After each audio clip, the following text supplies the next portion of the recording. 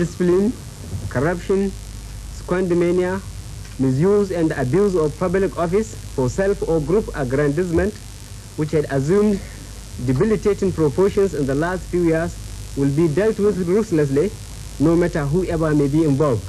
In the early hours of December 31st, 1983, a well-organized military coup under the leadership of Major General Buhari took place in Nigeria. It was not unwelcome by most of our people, and it was not unexpected.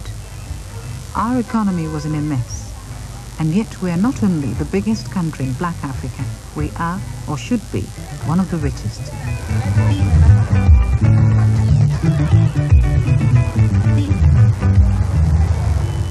My name is Onyeka Onwenu. A few weeks before the coup, the BBC and Nigerian television asked me to report as a Nigerian television journalist on the situation in my country. Recently, like many Nigerians, I've felt frustrated and saddened by what has happened to us. We've had our independence for more than 20 years. By third world standards, we have a well-educated elite. We had a productive farming economy. We have minerals. And we discovered a few years ago that we had oil, a lot of oil. Yet today we are importing food that we should be growing. We are a bankrupt nation, and we have an international reputation for large-scale corruption. Many of our people are unhappy, and some even hungry. What has gone wrong? This is what I set out to explore. We sensed that change had to come to our nation, that our people wouldn't continue to accept the inefficient, corrupt civilian government of President Shagari. We were right.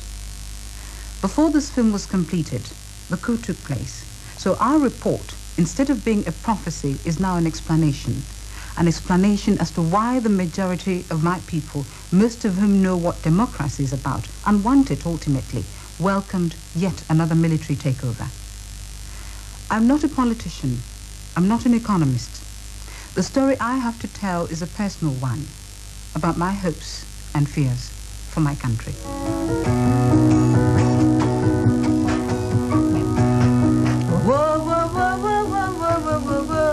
Apart from journalism, I'm a singer, and I suppose this more than anything is my way of communicating my feelings. Yeah, like that. Seem to have lost my way, yeah. Never be another day. Never be another night of a dream. I write my own songs. This one, we're rehearsing, is both a love song and a song about my country. I've sometimes thought of leaving Nigeria, yet every time I'm away, I miss it. Now.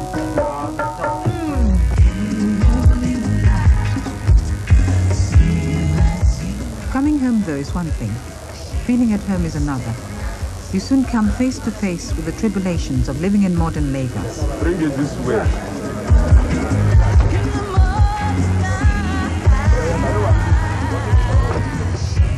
In most countries, once you pass through customs, you're all right. But not here.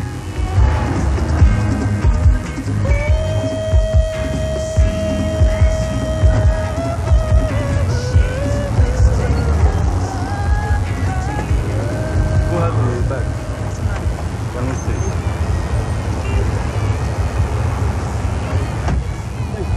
Move. Lagos is now the most expensive city in the world. It is also one of the most uncomfortable, with its traffic jams, lack of running water, constant power cuts, and the mountains of rubbish in the streets. I mean, to live in Lagos is to live in the war front.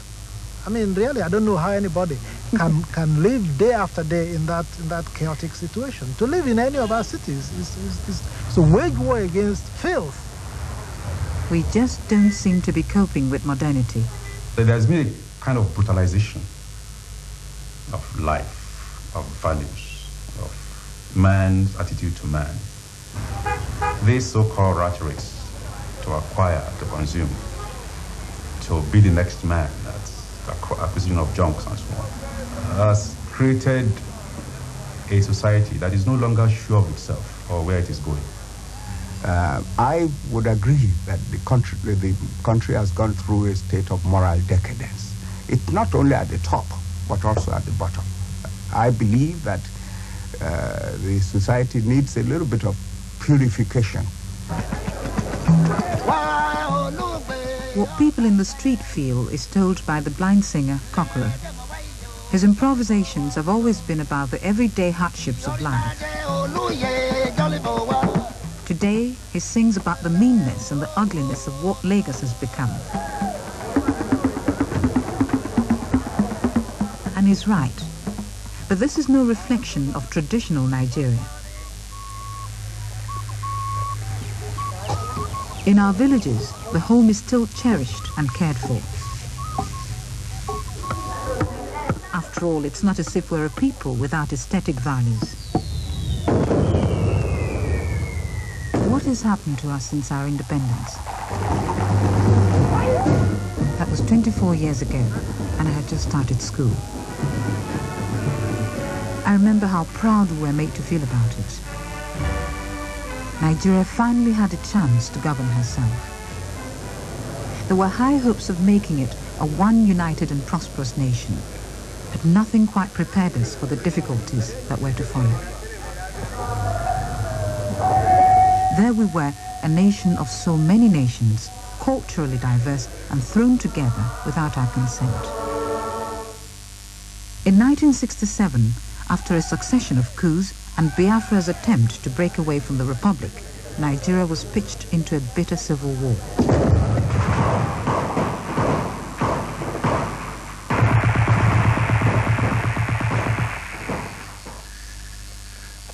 At the time, I was a girl of 14, an Igbo on the Biafra side. I helped out in hospitals treating people with malnutrition. I will always carry with me the pain and suffering that I saw around me.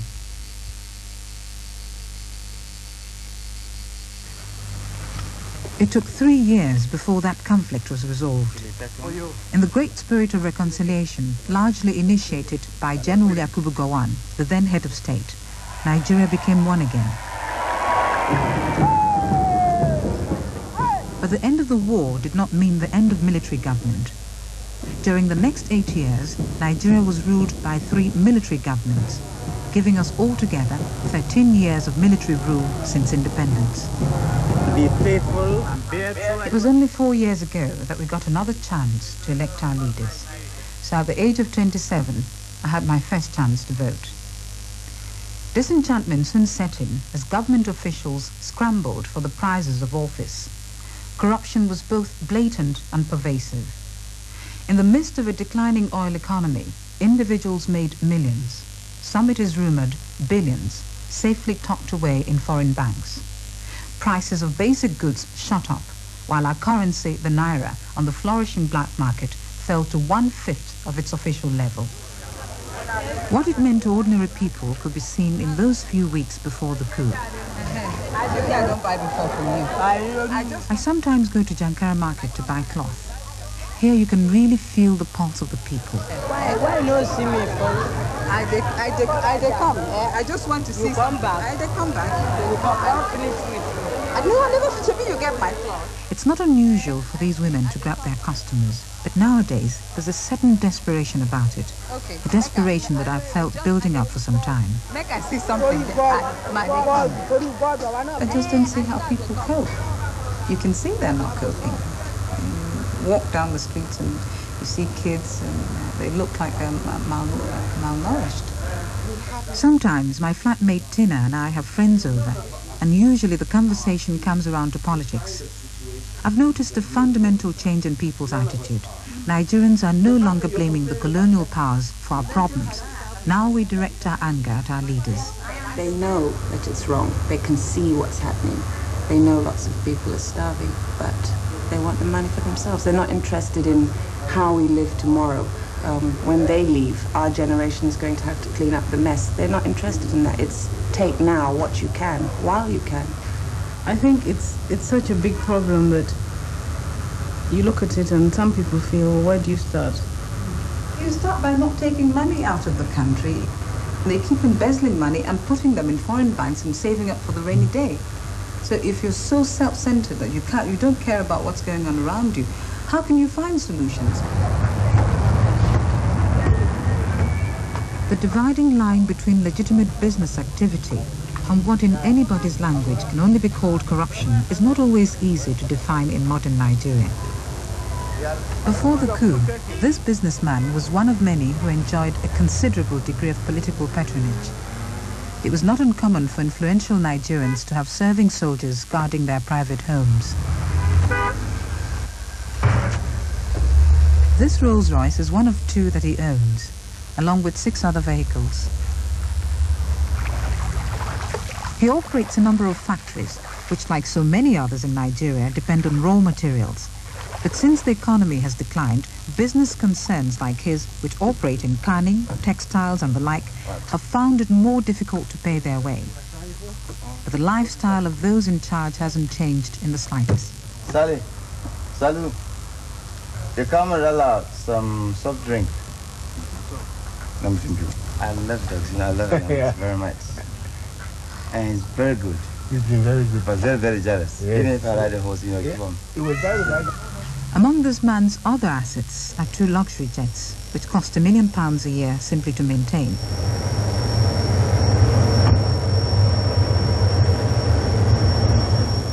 And thrown in for good measure are 2 German pilots and a flight attendant.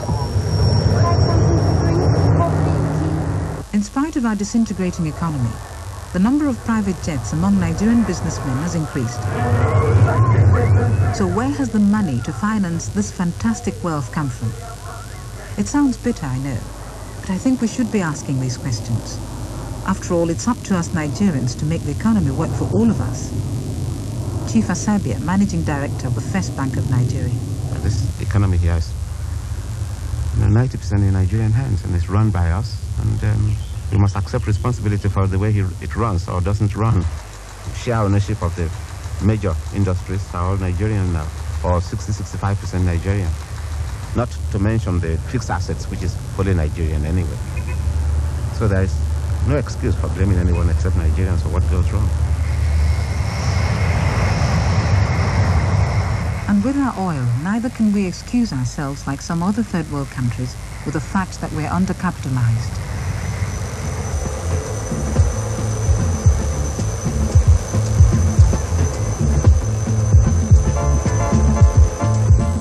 Nigeria is a member of OPEC. Fly over the Niger Delta area and you will see everywhere the signs of oil development, both offshore and on land. In the short space of 10 years, the country's income from oil increased 45 times. At the end of 1980, it represented over 90% of Nigeria's foreign earnings. Oil has helped us enormously. I think it has been an unqualified success for Nigeria in many ways. I'm not talking about the management of resources now. I'm talking about what it has done in absolute terms. It's changed the whole place. It's changed our own image of ourselves, our image of the external world. Everything has changed around us in the last 20 years since we had oil.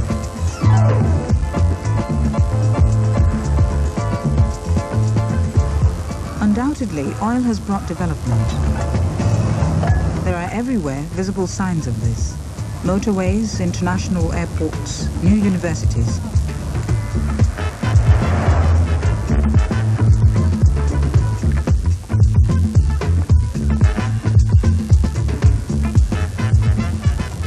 With the present world recession, the demand for oil has fallen. Nigeria's oil revenues are now less than half of what they were 4 years ago. Our politicians have used this to suggest that our economic ills are beyond our control. This is partly true, but a lot of us believe that it is much more due to gross mismanagement of the economy. I can only quote the governor of the Bank of England during one of his visits to Nigeria. He said it is easier to manage poverty than to manage affluence. The sort of newfound wealth in oil has brought in its trail a number of social problems. We have graft and corruption, inefficiency, because money is easily made. How easily can be seen if you drive through the plush parts of Lagos. Ikoyi and Victoria Island. Party stalwarts rewarded with even a small plot of land here are made for life. As a banker, I couldn't possibly refuse a loan to someone who comes along and wants to build a house in Victoria Island to let to some company or some rich firm. The truth of the matter is that 3-4 years ago, he would have built that house for approximately 100,000 naira, 150,000 naira. He will get 50,000 naira by way of rent in a year, and he will get a minimum of 4 or 5 years rent in advance. So with the first lot of payment, he's cleared his loans and advances, he's paid the interest on it, and it's still substantially in hand. He can start another house, or he can buy himself a holiday house in Knightsbridge. This is it's typical. And in the last many years, you often heard, before the crisis came, you often heard the government officials saying money is no object. So what happened is that the kind of discipline for planning which was required in government was dispensed with. At the Abara Industrial Estate, just outside Lagos, you see what this has meant for industry in increased production costs. The Metal Box Toyo Glass Company is in the business of making bottles for beer and soft drinks. To be able to operate, it has had to set up its own radio link because of the inadequacy of our public telephone system. To generate electricity, it has had to build its own power station and also install its own water supply. The international implications of this are explained by the company's chairman, Chief Chris Ogubanjo.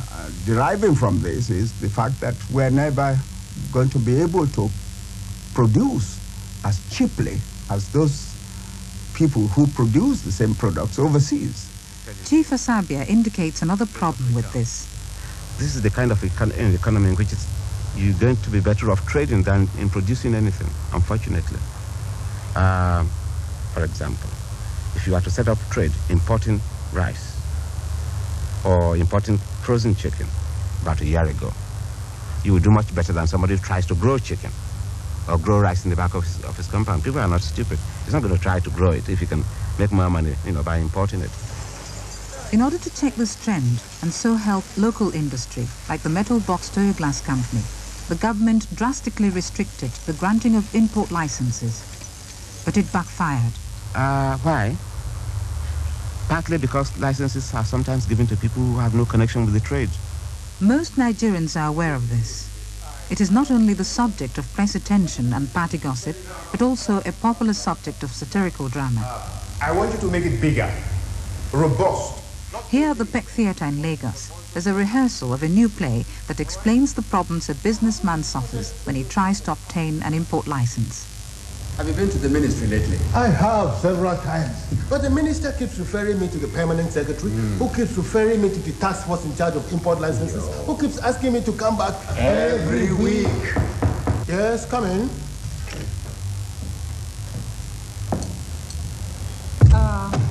Are you Chief Ayoka of Ayoka Motors?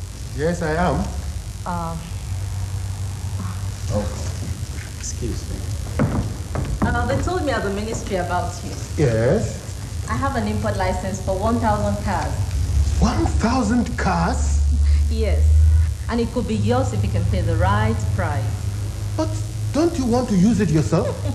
Hey, Mickey, I am not a car dealer. Then how did you get it and I could?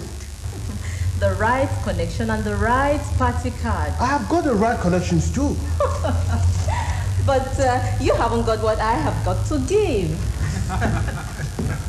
How much do you want for your import license? 1,000 naira for every car. That will be 1 million naira. Maybe you can add it to the price of your card. Anyway, here is my card.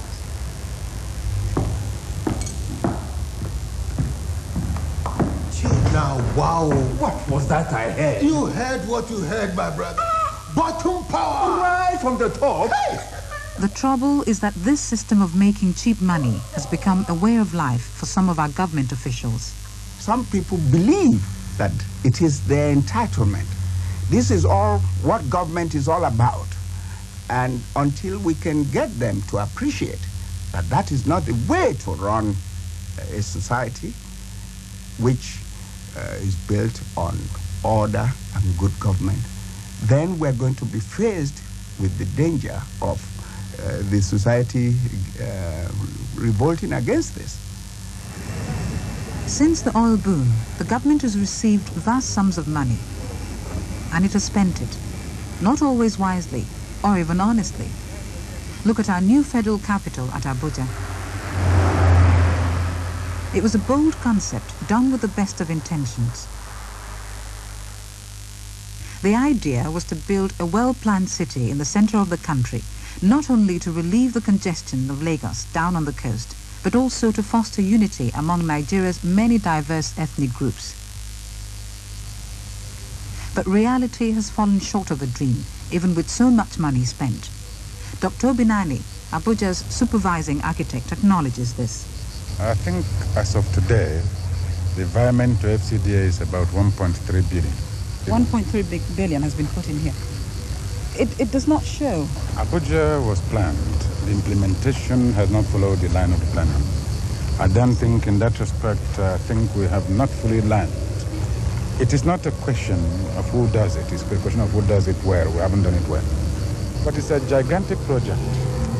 Moving a capital is not an easy task. Many architects involved in the Abuja project have become frustrated by the way government officials have awarded contracts to the wrong people. There's particularly been corruption in the granting of mobilization fees. This is money advanced to a contractor to enable him to buy materials.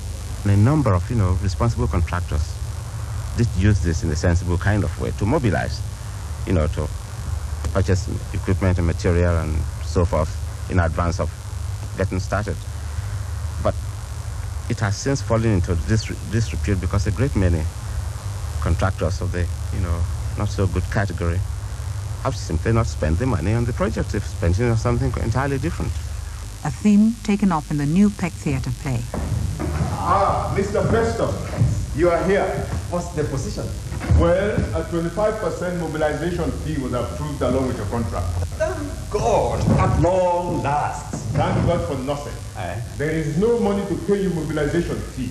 Look, my friend, what's your show? Which one you day?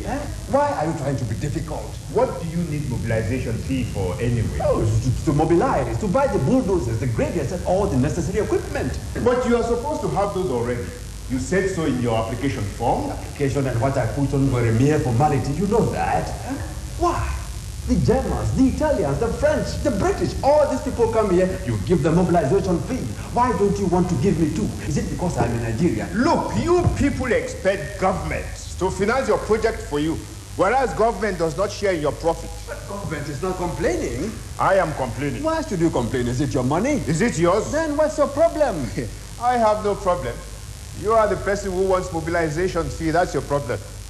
So you'll have to find a way of solving it. Oh, I've just remembered something. What? The 5% inducement fee to speed up the release of the money. Don't cheat. It's 10% payable in foreign currency, and you know it. That's what the foreigners pay. Well, that's 250,000 naira. Well, you have a 10 million naira contract. Take it or leave it. All right. It's a deal. Good. Swiss account?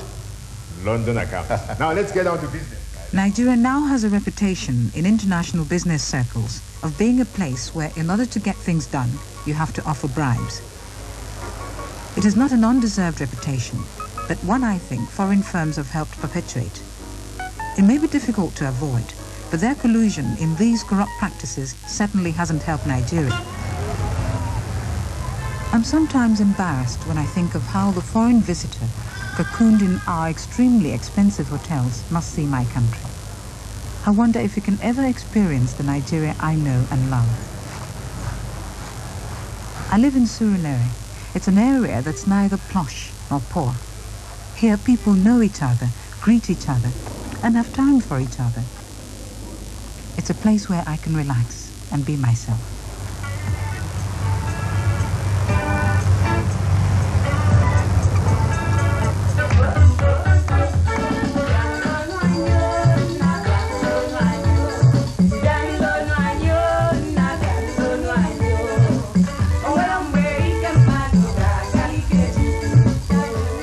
see, Lagos has become a hard place.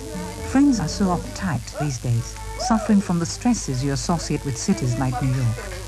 Exciting, perhaps, but not conducive to easy living. Let's get to work.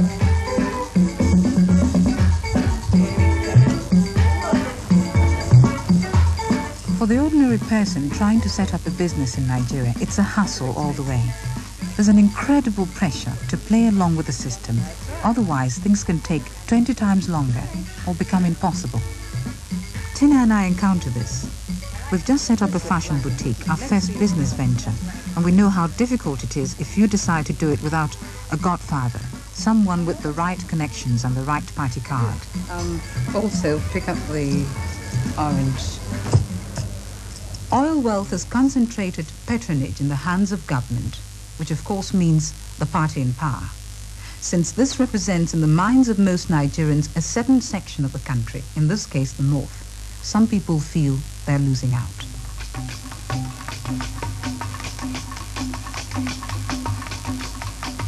They draw waters up country from the rivers.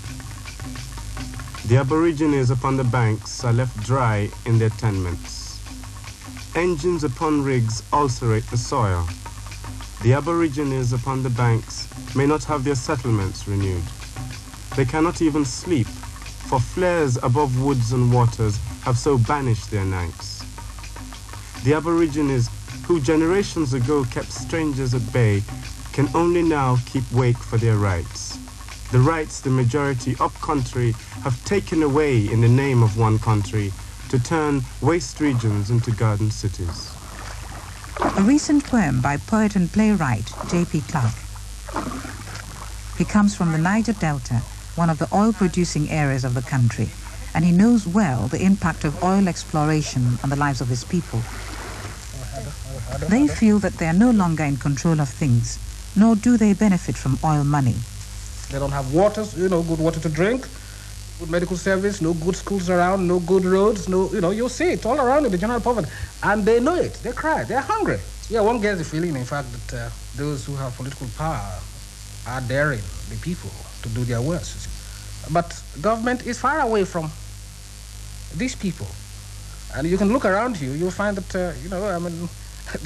everything has been packed away and nothing put back. Now we have to rely on ice fish, because rivers are dead. They're dead, from pollution arising from the oil industry. Well, how deep is this resentment? Well, sometimes the resentment is so deep that sometimes they wish the oil hadn't been discovered.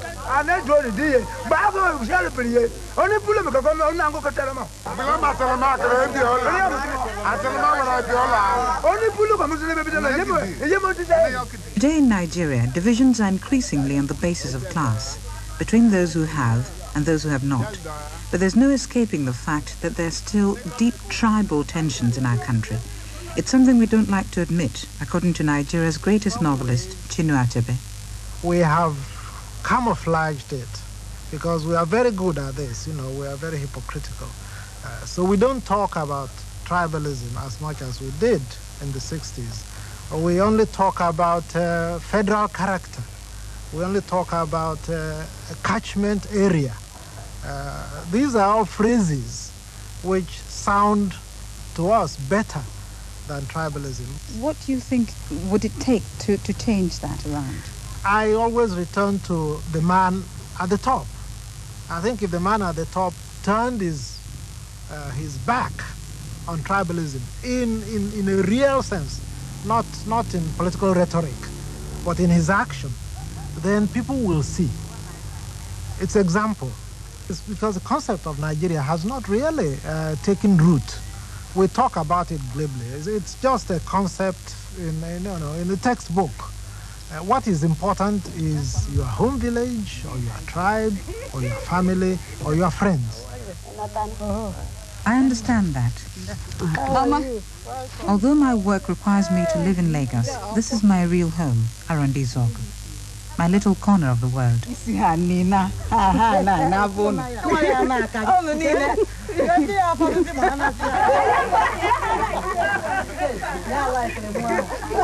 Part of me will always remain here.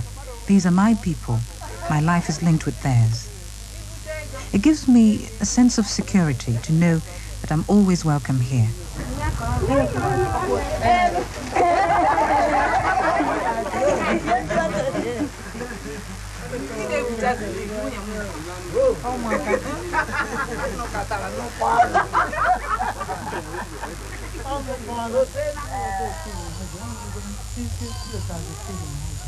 But my home is now threatened. Recently, we've had to move my father's grave and pull down the family house because a federal highway is going through my village. Not that people here are opposed to roads. Of course we need them. But do we need a federal highway as much as we need health centers, schools, and clean water?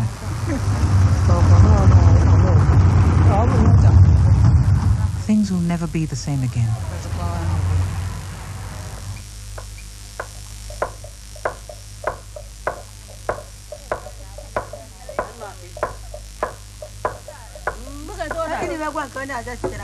My uncle, who's dead now, was married to 4 wives.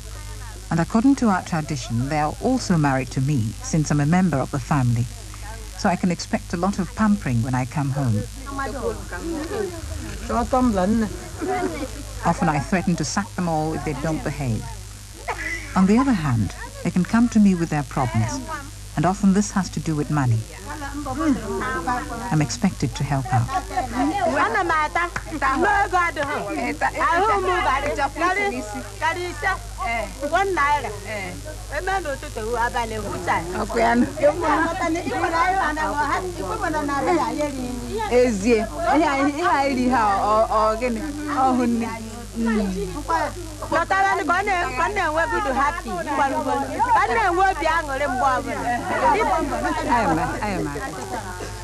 This family pressure is familiar to so many Nigerians who move to the cities, as we see in another scene from the Peck Theatre production. Here's a telegram for you. Obligations are not just to the immediate family, but extend to aunts, uncles, cousins, and even remote kinsmen. What is it? Auntie Tola is ill. They want me to send 350 naira home. So? And what about Olu's school fees? You promised to give it to me today. This is more urgent. Your brother's school fees can wait. No, it can't wait. It's only 150 naira. Please let me have it. Try and be reasonable. I said no. You've promised to give it to me today. And besides, the boy may lose his chance for sitting for his GCE if he doesn't pay up by tomorrow. Look, you know that? We can talk to the principal and explain. Look, Tunde, if you know you're not going to pay it, just let me know. Then I'll know your family comes first and mine is unimportant. You know that is not true. Already your nephew John is waiting for you in the other room. John! Your uncle is home. Welcome, Uncle. John, what do you want here, Nick? Now, job I can't find, Uncle. Papa say make I stay with you for some time. You think it's easy to find jobs in Lagos? Papa say you go help me, care. After all, I'm a big man. You people will ride a willing horse to death. That was the landlord. He says to remind you that the house rent is overdue. 250 naira. The obligation to help a kinsman, to take care of one's people, is a real problem for us, particularly when it comes to employment. A great many people have jobs that they cannot do. They don't even begin to understand them. They are in those jobs because they happen to come from a particular part of the country. It's a good thing to have geographical spread and have representation, but it is not helpful to the country or to the people concerned if they can't perform. We seem always to opt for the compromise candidate, not the best. We know. I mean, we have 3, 4, 5 good people, but the 6th somehow is the one everybody says, let him do it, because we don't want to trust A, we don't want to trust B. C comes from the wrong place. D is all kinds of reasons. So we end up with the 5th 11. We play our league matches with the 5th 11, and so we never win. Consider a public utility like electricity. Lack of cash and growth in demand only partly explains why Nigerians are regularly cast into darkness. Well, more money won't give you light, you see, unless you have people who are competent, who are efficient, to run the utilities. I think we have simply installed a regime of mediocrity. Nigeria Airways domestic service is an example of this.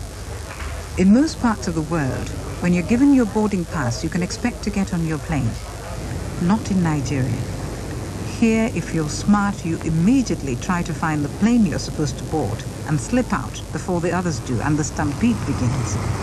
The only problem is that you're likely as not to be after the wrong plane. So suddenly you're all running in a different direction, with the young and the fast-footed leaving the old, the fat, and those with babies on their backs behind. Why What are you doing? You know you've made it only when you're safely on board. Stop! Stop! Stop! Stop! Come here. Come here. Where are you from? Where are you from? From where? I'm from Lagos. Lagos? Oh, yes. What is your duty? Perhaps the most despised of our public services is the customs. Move! Move! Here officials can become rich overnight, which is why, according to one report, it attracts so many university graduates. Come here! Come on, come here! Come here! Come here!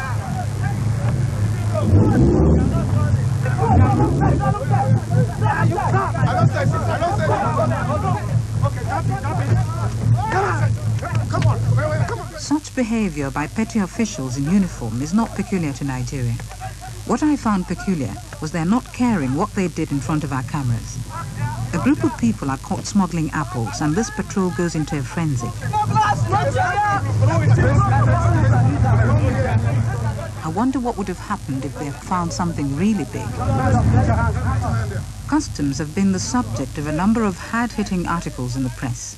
One of our dailies, Punch, recently accused officials of selling the more lucrative jobs to the highest bidder. Customs Public Relations Officer, Mr. Innocent Okoye, was asked whether this was true.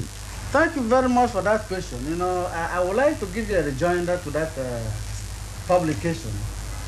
You see, you notice that undue emphasis has been placed on anti-smuggling aspect of our job by the press to the detriment of our main duty, which is revenue collection. For the past 3 years, the customs and the excise revenue has been on increase. For instance, I would like to mention you this figure for the purpose of this interview. In 1980, we collected 1.7 billion. 1981, 2.3 billion. 1982, and 2.4 billion. Which doesn't seem to prevent smuggled goods from being sold openly in the streets. In fact, these traders told me they regularly have to pay off officials in order to stay in business. Not that some of them have not choice. Nigeria, like the rest of the third world, has experienced the exodus from village to city, and people once there hustling a living as best they can.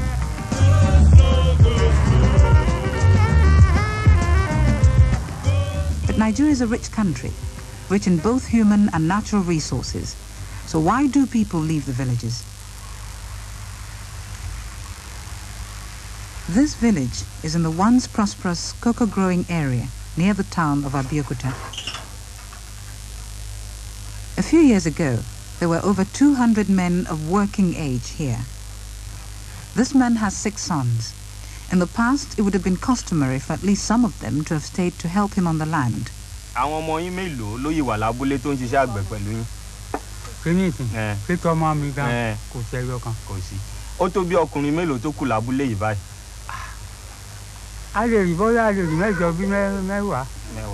all part of our present predicament. With oil, there was suddenly so much money in circulation, most of it to be earned in the towns.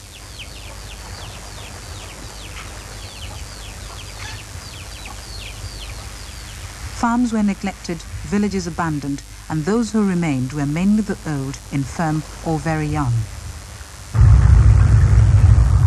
Successive governments, aware of the danger of this neglect in what is still a predominantly agricultural country, initiated one big ambitious scheme after another, culminating in the Shagari government's Green Revolution. My answer to that is that Green Revolution has given us a lot of food for thought, but hardly any food for our stomach. I mean, it is just another incredible example of mismanagement.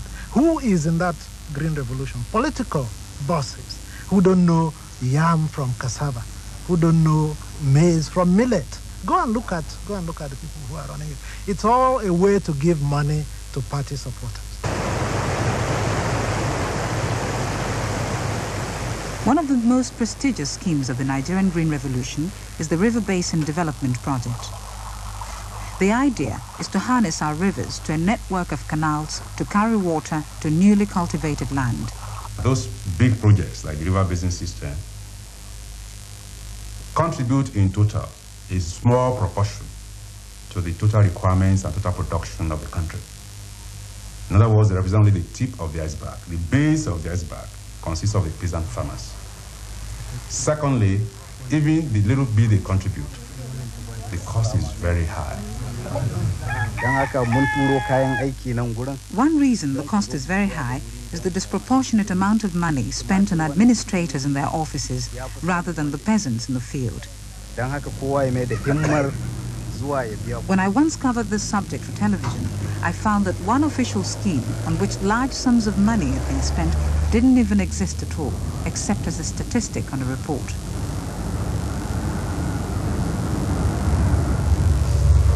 This is how so much of our oil money has been spent, on squandering, embezzlement and neglect.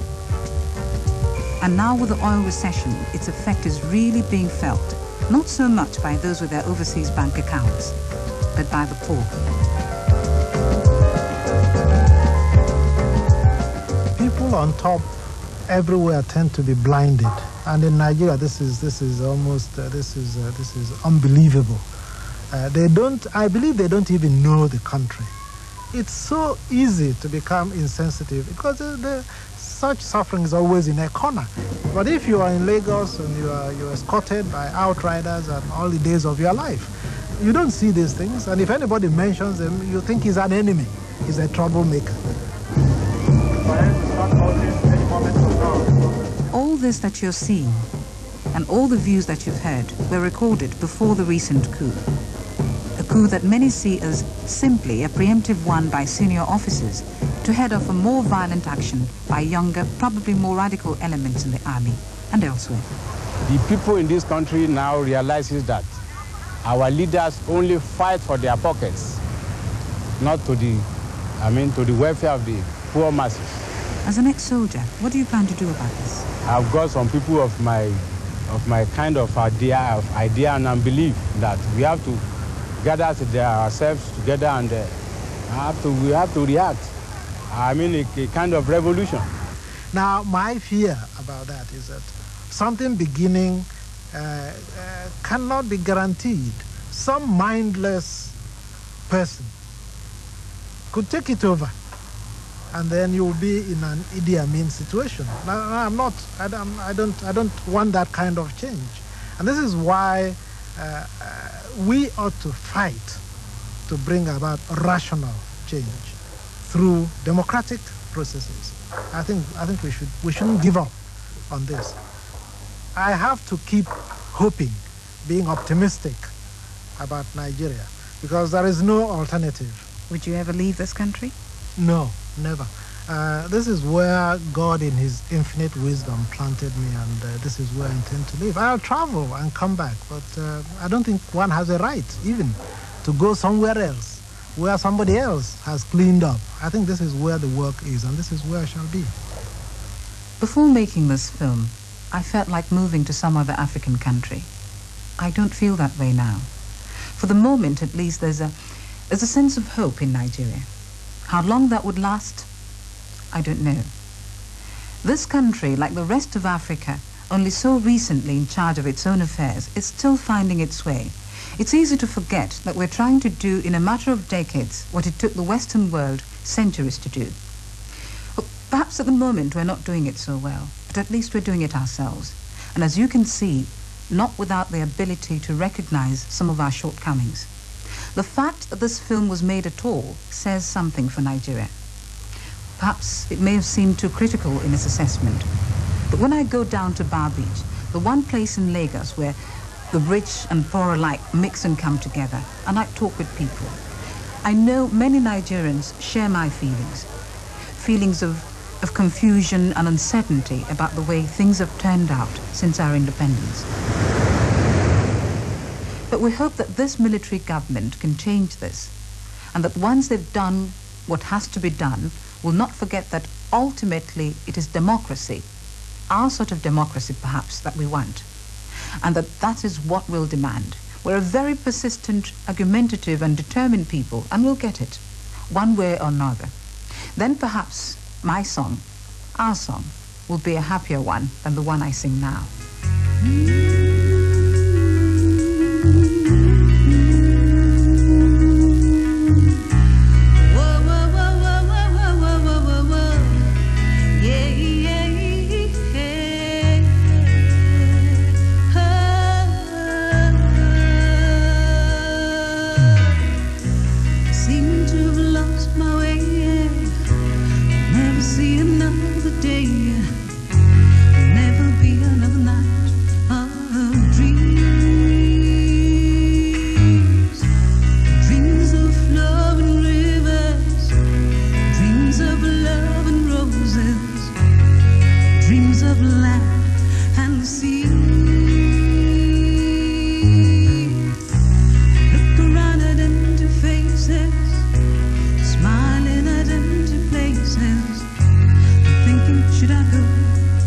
Should I